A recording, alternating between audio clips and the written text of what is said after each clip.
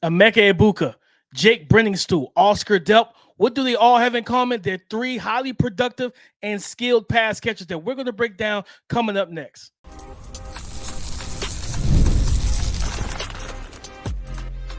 You are Locked On NFL Draft, your daily podcast covering the NFL Draft. Part of the Locked On Podcast Network, your team every day. What's up, Locked On family? Welcome back to the Locked On NFL Draft Podcast, your daily podcast covering your favorite draft prospects, part of the Locked On Podcast Network, your team every day. I'm your boy, Damian Parson. You can find and follow me on X at DP_NFL. I'm a senior draft analyst, and thank you for making Locked On NFL Draft your first listen today and every day. Shout for being our everydayers. And you know I got to kick the intro to Mr. LSU himself, Keith Sanchez. You can find and follow him on X at TheTalentCode. Can you talk to him, baby? What's up, Locked On family? This is Keith Sanchez, 2019 national champ, man, and the other side to this dynamic duo that we like to call the Locked On NFL Draft Podcast. I want to start this off by saying shout out to our everydayers. Thank you for tapping in with us each and every single day. DP, Scouting Notebook, we decide to turn the page to the playmakers. Yes, we're going to talk about Emeka Egbuka, the wide receiver who was well known last year, right? And then Marvin Harrison Jr. kind of stole the show. But guess what? He's back again at Ohio State this year. We're going to talk about, hey, does he have the opportunity to be wide receiver one? Is he a first-round prospect? Then listen, Brock Bowers, generational talent. Yes, I said it, DP, generational talent is gone. But Oscar Delp is up next. Let's talk about what type of player is Oscar Delp as far as what does he bring to this Georgia offense? And then we're going to wrap this thing up with Jake Briningstool, another tight end. So this is a playmaker episode with DP. Before we get started, man, why don't you hit him with our title sponsor? Today's episode is brought to you by Game Time. Download the Game Time app, create an account, and use the code LOCKEDON NFL for $20 off your first purchase. Terms apply. Emeka Egbuka has a chance to return to stardom, Keith. As you alluded to last year around this time, summertime scouting, I was high on him. I said, man, he was wide receiver 2 coming into the season. Mm-hmm. And then he ended up getting hurt in October. He had dealing with a leg injury. And Marvin Harrison Jr., he was just a man. Like, he was the man last summer. He was a man throughout the season. And Emeka Egbuka became an afterthought, not just because of Marvin Harrison, but you think about Malik Neighbors and Roma Dunze. And by the time we got to the end of the season, nobody was talking about Emeka Egbuka. And for him coming back healthy for 2024, this is a chance for him to return to the top of the receiver rankings or in that discussion with Luther Burden, with Tatora McMillan, and, just some of the notes that I wrote down and watching them. Wins with quickness. You know what I mean? At the in the contact window, at the break point with his routes. A guy that understands he's a really good route runner in terms of if you're playing off coverage and you're playing to a specific leverage point, he understands how to tailor his route to stem it towards you, get you lined up, and then release at the break point and create natural separation. He can do that time and time again. A guy that understands how to be a chain mover, get to his spots in terms of, all right, it's 3rd and 10. He's going to run his route. If his route calls for 12 yards, he's going to run it there, get open, be a consistent playmaker, especially against zone coverage, finding the soft spots, find those vulnerable areas in the defensive coverage. Then he showcased to me, even though he didn't play the full season in 2023, I'm sorry. He was able to showcase more toughness in the middle of the field. A guy that was able to make contested grabs. And when I say contested grabs, I'm not talking about him going up, playing above the rim like Russell Westbrook, high pointing or anything like that, but more so just being physical at the catch point with bodies around him, being more of a collision player. In 2023, 41 receptions, 515 receiving yards, only 4 receiving touchdowns. This guy right now has a top 100 grade from the NFL heading into 2024. His speed is sufficient. And I'm going to tell you that the pro comps I have for him and what I really liked, I had to watch some 2022 tape when he was healthy, over 1,100 yards receiving. He's a guy that you can use in the manufactured touch game, Keith, in terms of the quick screens, the bubble screens, the orbit motions, but also handoffs. So you're talking about that jet motion, that jet sweep. He can run that as well. And he's got a strong, dense frame that he can handle that type of contact as our ball carrier. So he's tough after the catch as well. I just think when you look at him, my pro comps, I think he is going to be more regulated to the slot for a lot of teams. And he look kind of low-hanging fruit for one of them, Jackson Smith-Njigba, former teammate, JSN. But he also reminded me of Keenan Allen in terms of how he wins. Yeah. Okay. How does he compare? Because I'm trying to nail Emeka Egbuka right as far as like what box to put him in, and I know we having this discussion now, and I think you because it's I agree with you. I don't think he's Marvin Harrison, right? He's not the DK Metcalfs and the AJ Browns, right? He's not of that ilk. But when we talk about potential super, because that's how we want to frame him, right? As far as last year, we're talking about, hey, wide receiver 2, and then the hype is going to rebuild again. It's like, man, that Emeka Egbuka guy, right? Like he's going to ball out. But you talked about his speed being sufficient. So with his speed being sufficient and not like of an elite level, then like you said, now we're talking about one of those guys that are movement pieces.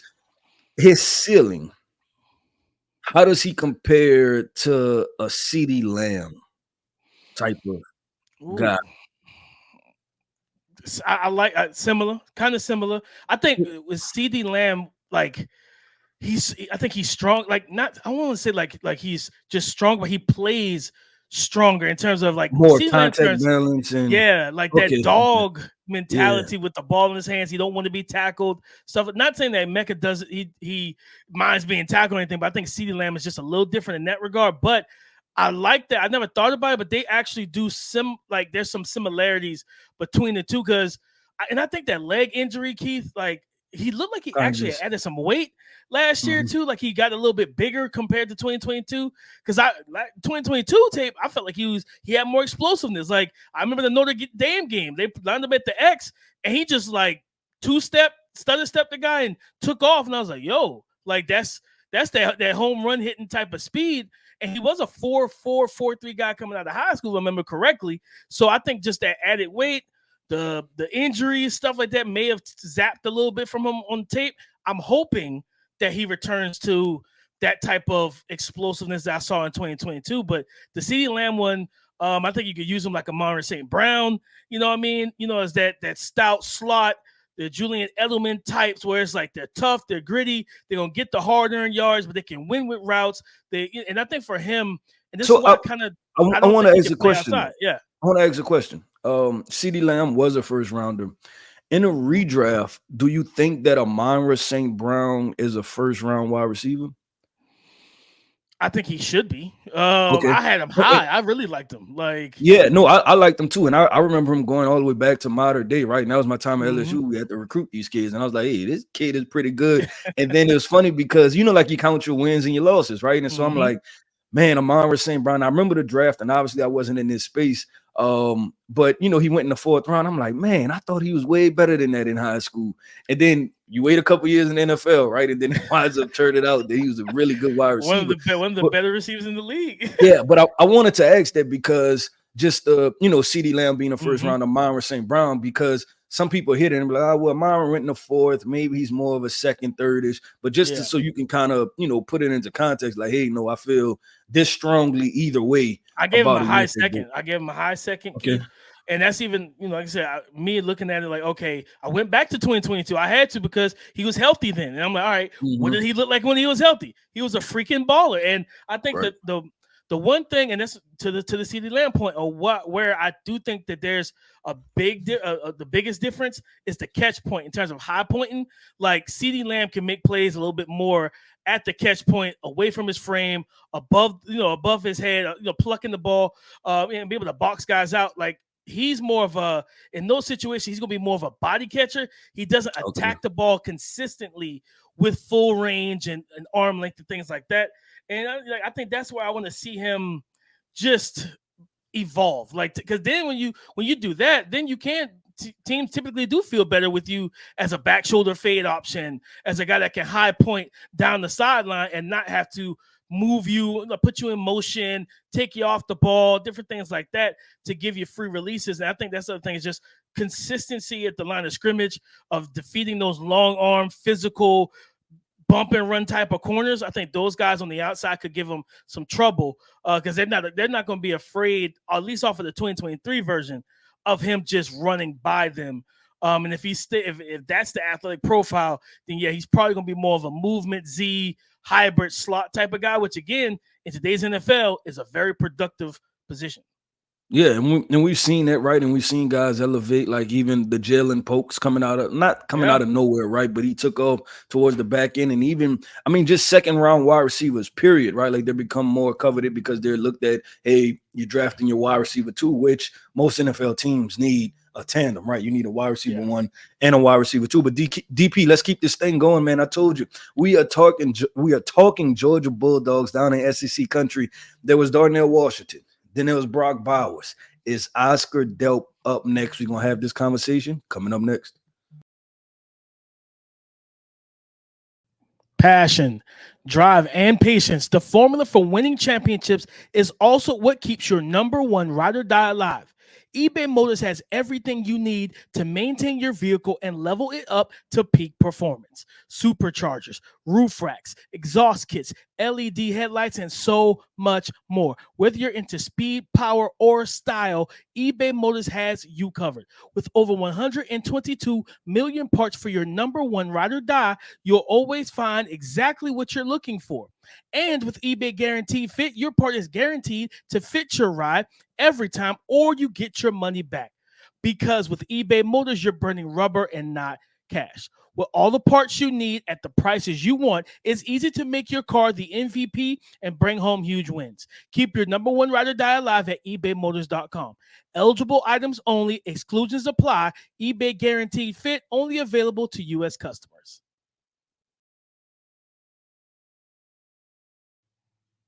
Georgia tight end Oscar Delp. Keith listed at 6'5", 245 pounds. A different body type than Brock Bowers. Coming off a season where, again, he was the tight end 2 behind Bowers, 24 receptions, 284 receiving yards, only 3 total touchdowns. He's a this is a chiseled tight end. He looks like an NFL tight end, Keith. But did the tape give you any inkling that he is going to be able to replace that playmaking ability that we saw from that elite prospect that was Brock Bowers in this Georgia's offense? Yes, and he's going to do it in a different way, DP. This is not the same type of player.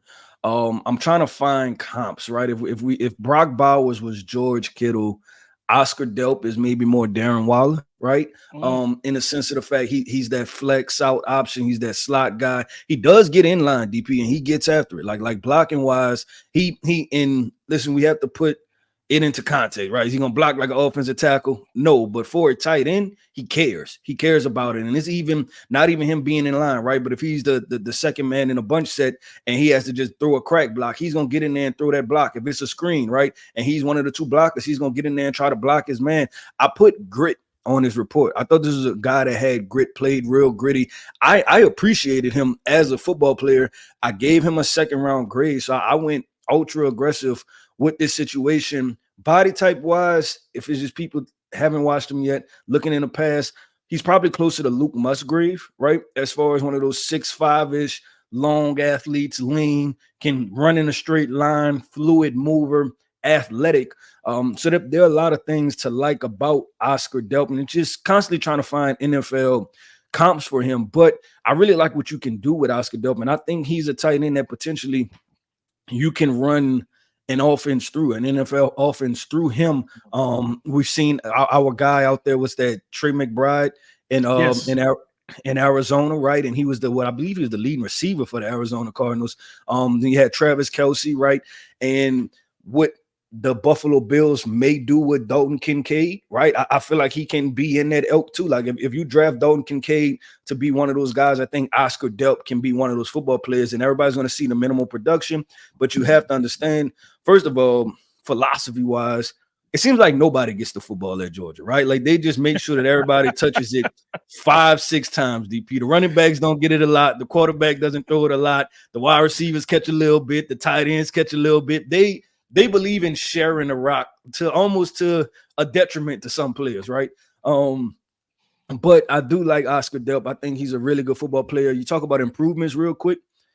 Contact balance, that's where him and Brock Bowers are different. Brock Bowers has, you're talking about running styles, right? Brock Bowers was almost the Adrian Peterson of running backs, but it was just kind of wild, right? Like, you know what I'm Yeah. talking about? Where he was just like, all right, this dude is crazy. You know what I'm saying? Like you get the arms flailing and they're getting after it, right?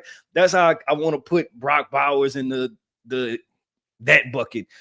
Oscar Delp is the smooth athlete, right? But because he's kind of high hip, kind of long, you'll see those kind of arm tackles, are just somebody tripping them up, the ankle tackles, things like that. They'll be able to trip them up and make them fall. So, but he does have straight line acceleration to him. He can pull away from linebackers. You're talking about crossing routes. If he's just running a simple crossing route, he can pull away from a linebacker after he catches the football. So, good football player, DP. No, and I'm glad to hear that because I liked him when I saw him, as well. And like one of the things that in Georgia does such a good job of getting their athletes in space. You know what I mean? Like They do. the blocking to the leak. They'll run wheel routes with him as a H back, and with his like he's a 6'5", 245. That stride, he's going to outrun a lot of linebackers. And if you are able to stick with him, he's 6'5". He's got long arms. He's a bigger body. He can play as a catch point over you. You know who I started to think of? Kyle Rudolph.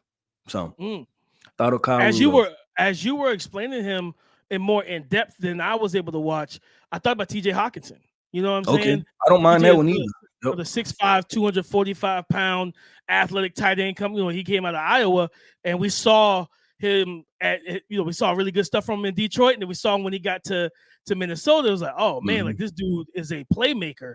And if you put him in the offense with another or the elite receivers, like how do you handle that type of talent? I'm excited for Oscar because now he is the tight end one. Like how does he look and how productive will he be if they funnel that passing game through him? Because there is no Adonai Mitchell anymore.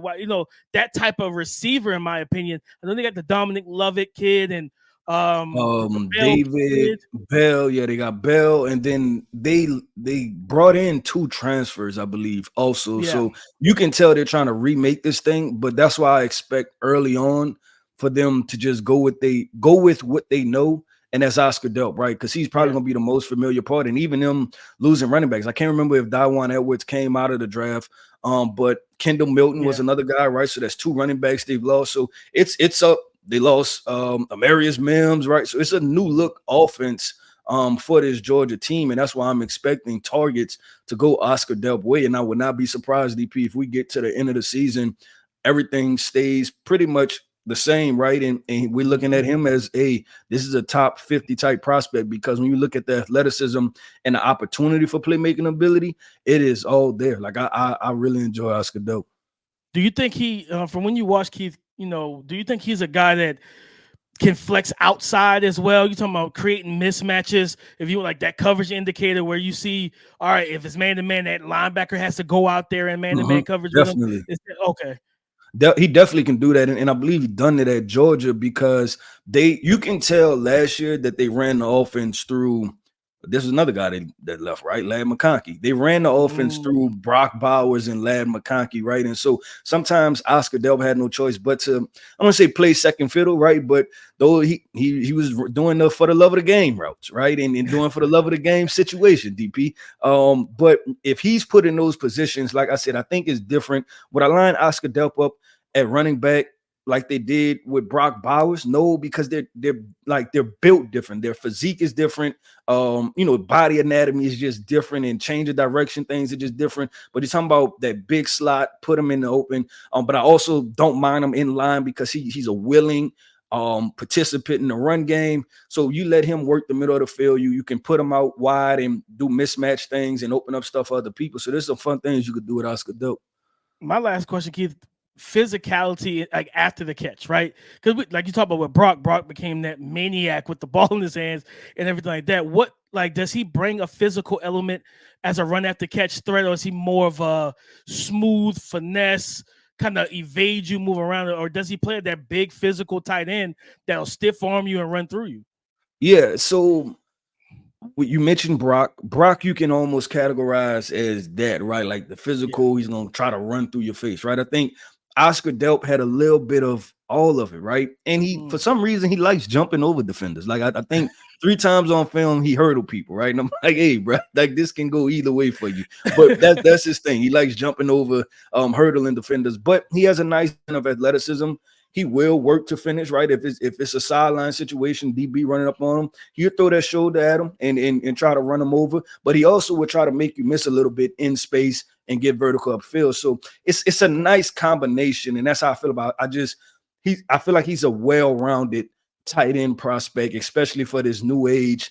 You can even invoke the name potentially of the Sam Laportas, right, that we've seen. I think he just fits in that bracket where I don't know for sure he's a first-round tight end, but I feel good at this moment if everything that we just outlined as far as with the Georgia's offense and things running through him, that he'll be viewed as like a second-roundish tight end prospect moving forward. So it should be a fun conversation. But DP, let's keep on this tight end conversation, man, because I know you have somebody that you want to present to the Locked On family, man. Mr. Jake Briningstool. We're going to talk about him. Is he just another tight end to add to this, what appears to be getting there, a deep tight end class?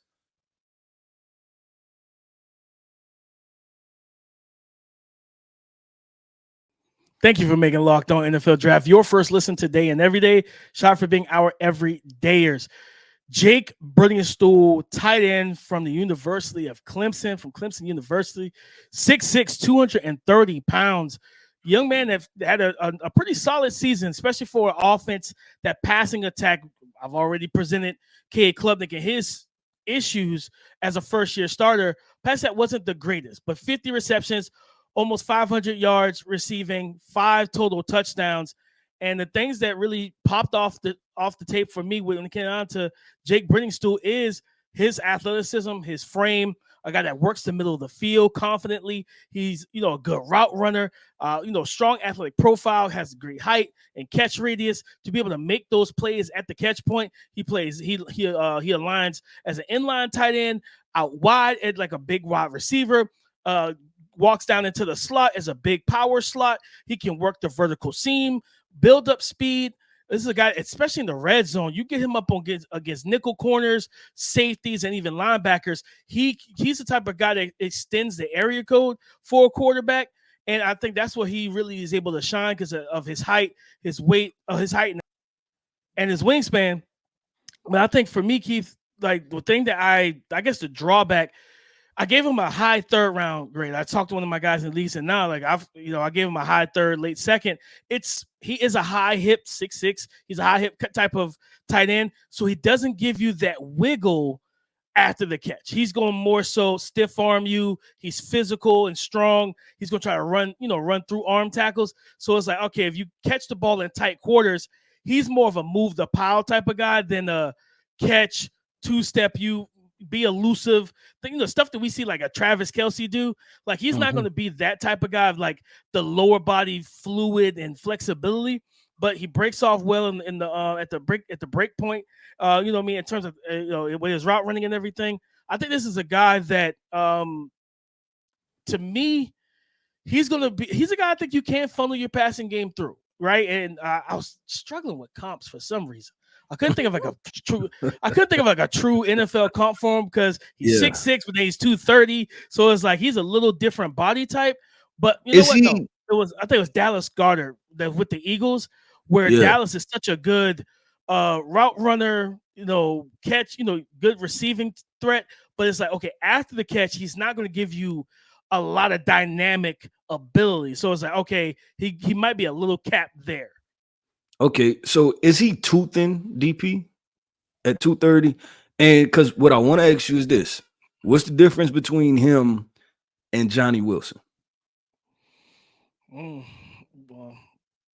that's a good point. If you're drafting and I'm just because we just having a conversation, right? Like, just what's the difference, I guess, in that mix of, like just him being 6'6", 230 versus Johnny Wilson. Maybe the NFL views it differently, but he sounds like a really good player. But when I hear you say 230, that's when we kind of have the conversation of like, okay, then where do we place him? Like you said, and you're like, okay, cool, the power slot. And then how do you, I guess, go about maneuvering him on the field? Is he a guy where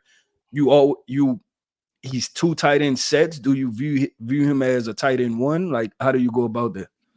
I think he has potential to be a tight end 1 for offense, and you definitely could use him in 2 tight end sets, similar to what you talk about Oscar Delp, right? being a willing participant in the run game. He knows how to wall off and seal off guys.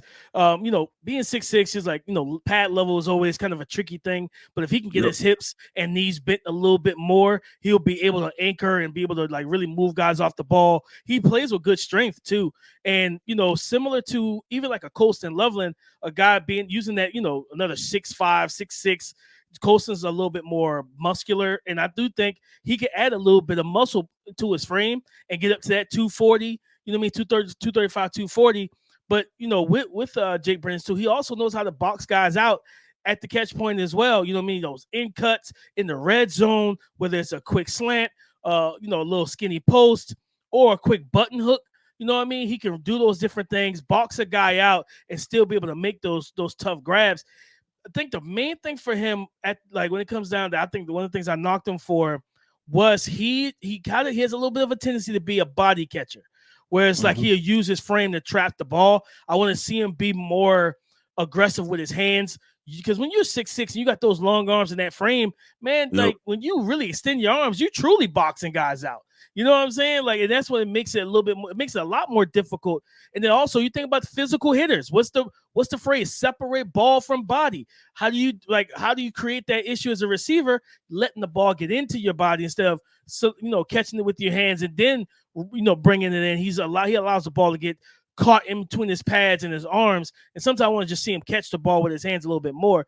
But I think this is a guy that I really wish he was in more not pass happy offense, because they run the air raid at Clemson. Just wish that the quarterback play was more efficient, and more developed.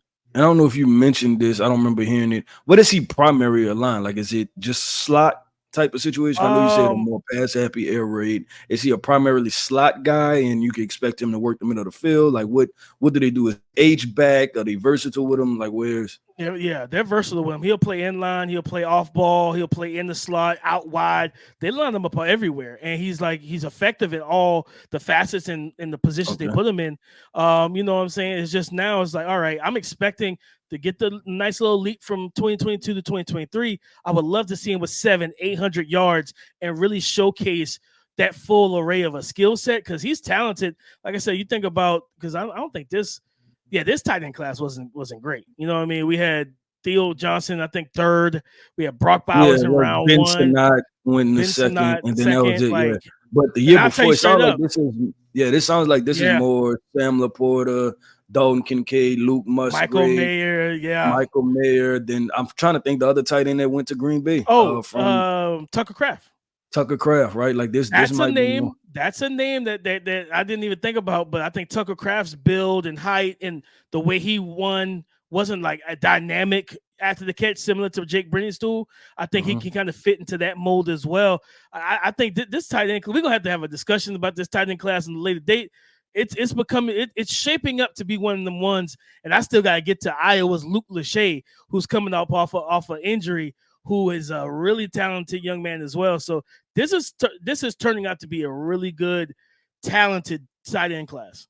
Yeah, I agree. And I have Mason Taylor from LSU, right? The son of Hall of Famer Jason Taylor, who's been playing since his true freshman year. So this should be a big year for him, and as far as productivity go. But DP, that wraps up another episode, man, of the Locked On NFL Draft Podcast. I want to say shout out to our everydayers, man. Make sure you hit that like button. Make sure you comment, and don't forget to subscribe to the YouTube channel at Locked On NFL Draft. Listen, I am Keith Sanchez. You can find me on X at The Talent Code. That right there is my guy I go back and forth with every single day, man. Mr. Damian Parson. You can find him on X at DP_NFL. Like we always like to say, man, y'all come talk to us, because we like to talk back. Go subscribe and follow for free on YouTube, wherever you listen to podcasts, to get the latest episode as soon as it is available. Thank you for making Locked On NFL Draft your first listen today and every day. Shout for being out every day. On tomorrow's episode, we're getting into some comps. We're taking a little bit of break from the scouting note, but we're going, who does Jalen Milroe need to succeed in 2024 in the NFL to help his draft stock? Shador Sanders, Carson Beck. We're going to get into all of that and more on tomorrow's show. So come and join the conversation again tomorrow on the Locked On Podcast Network. Your team every day.